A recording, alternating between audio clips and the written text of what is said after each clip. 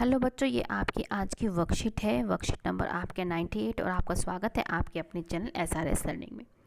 ये क्या है, हमारे 4th क्लास के बच्चों के लिए हमारी क्या वर्कशीट है। ठीक है, इसमें हमारा क्या है, चैप्टर मन के भोले भोले बादल चल रहा है, जो हमारी पाठ्य पुस्तक है रिमझिम। बच्चों, आपसे एक रिक्वेस्ट है कि अगर आपने अभी तक चैनल का सब्सक्राइब नहीं किया है तो प्लीज़ अभी जाके उसको सब्सक्राइब करके आइएगा। अब हम पढ़ते हैं क्या है हमारे आज चैप्टर की जो पाठ की है, आज हमारी पुनरावृत्ति है, जिसको हम रिवीजन बोलते हैं। क्या कि प्यारे बच्चों, आपने पाठ में पर्यायवाची शब्दों के बारे में पढ़ा था। आज हम इन शब्दों का कुछ और अभ्यास करेंगे। अब हम क्वेश्चन पे आते हैं। पहला क्वेश्चन क्या है हमारा, मन के भोले भोले बादल कविता में बादल के आकारों को किसके समान बताया गया। कि बादलों के हमने पढ़ा था कि बादल का आकार कैसा था, वो क्या था, गुब्बारे जैसा था। वो क्या था, हाथी के सूंड की तरह था। और क्या था, हमने जो है आपके क्वेश्चन लिख रखा है। ठीक है, आपके सारे आंसर लिखे। क्या है, गुब्बारे से गोल गालों वाले क्या है, वो भी आकार से संबंधित है। जोकर से तोंद फैलाए और हाथी से सूंड उठाई, ये क्या है, हमारे जो बादल थे उनको हमने इन इन आकार के नाम से जाना था। अब हमारा नेक्स्ट क्वेश्चन क्या आता है कि बादल को तूफानी क्यों कहा गया है। क्यों कहा गया है, क्योंकि बादल तेज आंधी और बारिश लाते हैं, इसलिए इन्हें तूफानी बादल कहा गया है। ठीक है, तो हमारा आंसर क्या हो जाएगा, बादल तेज आंधी और तूफान आंधी और बारिश लाते हैं, इसलिए इन्हें तूफानी बादल कहा गया है। ठीक है बच्चों, हमारा चैनल क्या है, सारे आपके लिए हर एक क्वेश्चन को लिख के लाता है, जिससे आप आराम से अपनी वर्कशीट कर सकें। बादलों से ढोलक बजने की आवाज़ कैसी होती है, कैसे आती है। ठीक है ना, कैसे कैसे आती होंगी, मतलब जब बादल बरसते हैं कैसे उनकी आवाज़ आती होगी। तो ये क्वेश्चन भी हमारा लिखा हुआ है क्या, कि बादल जब आपस में टकराते होंगे, जब बादल जो है आपस में टकराते होंगे तब उनमें से क्या है, ढोलक बजने की आवाज़ें आती होंगी। तो हमारा क्वेश्चन क्या हो जाएगा, जैसे हम नॉर्मली भी सुनते हैं जब कैसे आती, जब बादल टकराते हैं आपस में, तो क्या है, उनमें से क्या है, ढोलक बजने की आवाज़ें आती होंगी। ठीक है बच्चों, तो अब हमारा नेक्स्ट क्वेश्चन क्या आता है, नीचे दिए गए शब्दों में से उस संज्ञा पर गोला बनाइए जो शब्द पर्यायवाची। अब हमारा मतलब है कि इनको पर्यायवाची, इनका पर्यायवाची क्या होगा। हवा का पर्यायवाची क्या होगा, पवन। क्या होगा, पवन पे हम गोला लगा देंगे। संसार का क्या होगा, जग। जग पे हम लगा देंगे निशान। शेर का क्या होगा, वनराज। और क्या, औरत का क्या होगा, महिला। तो ये हमारे क्या है, इनके ये पर्यायवाची है। हवा का पवन, संसार का जग, शेर का वनराज और औरत का महिला। ये क्या है, हमारे क्या हो गए बच्चे, हमारे पर्यायवाची। अब है क्वेश्चन कि बच्चों, पिछले कार्य पत्रिका में आपने यह भी जाना कि व्यक्ति, वस्तु, स्थान या भाव के नाम को हम क्या बोलते हैं, संज्ञा बोलते हैं।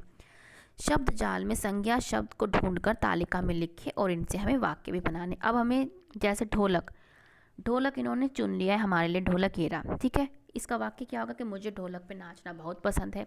ये सारे आपके वाक्य मैंने बता रखे हैं। एक बार हम सारे शब्दों को ढूंढ लेते हैं, फिर हम चलते हैं। ठीक है, हमारा क्या है, हंसी। हंसी भी हो सकता है, हंसी पे लेकिन मैंने बनाया नहीं है। आपका आसमान, आपका नदी, आपका फल, ठीक है, आपका बादल। ये हमने क्या है, वर्ड बनाए हैं। अब हम आके छत, इसके हमने ये ढूंढ लिए हैं संज्ञा। अब इस पे हमने क्या है, वाक्य बना रखा है। अब हम उसको देखते हैं। क्या, पहला हमारा वाक्य क्या है, ढोलक। ढोलक मुझे ढोलक की धुन पर नाचना बहुत पसंद है। हम ये वाक्य बना देंगे। आसमान, आसमान नीला होता है। नदी, गंगा एक पवित्र नदी है। हमने ये वाक्य बना दिया।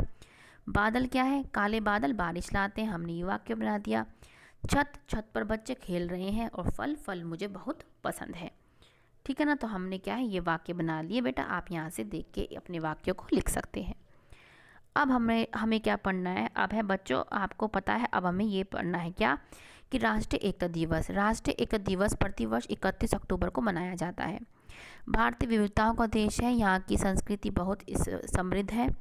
भाषाएं, क्षेत्रीय और धार्मिक विविधताओं के बावजूद भारत में सभी लोग क्या है, एकजुट है। और हमें एकजुट होकर रहना चाहिए।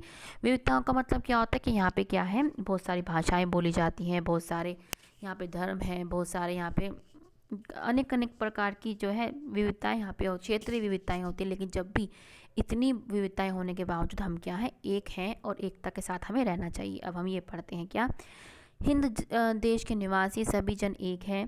रंग रूप वेश भाषा चाहे अनेक हैं। हिंद देश के निवासी सब जन एक है। रंग रूप वेश भाषा चाहे अनेक हैं। बेला गुलाब जूही चंपा चमेली।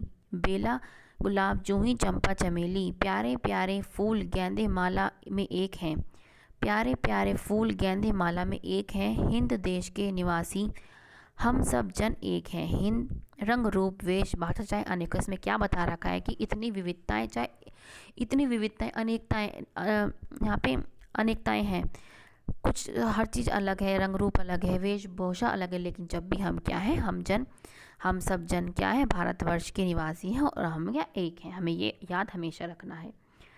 और ये क्या है बच्चों, राष्ट्रीय एकता दिवस किस पर मनाया जाता है? सरदार वल्लभ भाई पटेल की जयंती पर मनाया जाता है। ये हर वर्ष क्या है, 31 अक्टूबर को मनाया जाता है। और सरदार वल्लभ भाई पटेल कौन थे? ये हमारे प्रथम उप प्रधानमंत्री थे। इन्हें लौह पुरुष के नाम से भी जाना जाता है। और स्वतंत्रता के पश्चात इन्होंने क्या करा था? इन्होंने 562 देसी रियासतों को एकीकरण करा, मतलब एकजुट किया। ठीक है, इसलिए हम एकता दिवस इनके जन्मदिन पर मनाते हैं, जयंती पे मनाते हैं। ठीक है बच्चों, तो ये हमारी आज की वर्कशीट थी। और हमें ये हमेशा याद रखना, क्योंकि हमें कोविड-19 से जीतना है, तो हमें अपने हाथ, ये हमें सावधानियां बरतनी पड़ेंगी। अपने हाथों को हमें क्या है, साबुन और पानी से नियमित रूप से हमें धोना है। तो बच्चों हम मिलते हैं आगे की वर्कशीट के साथ। तो बच्चों आपको अगर वीडियो अच्छा लगा हो तो प्लीज़ लाइक का बटन जरूर दबाइएगा, इससे हमें मोटिवेशन मिलती है।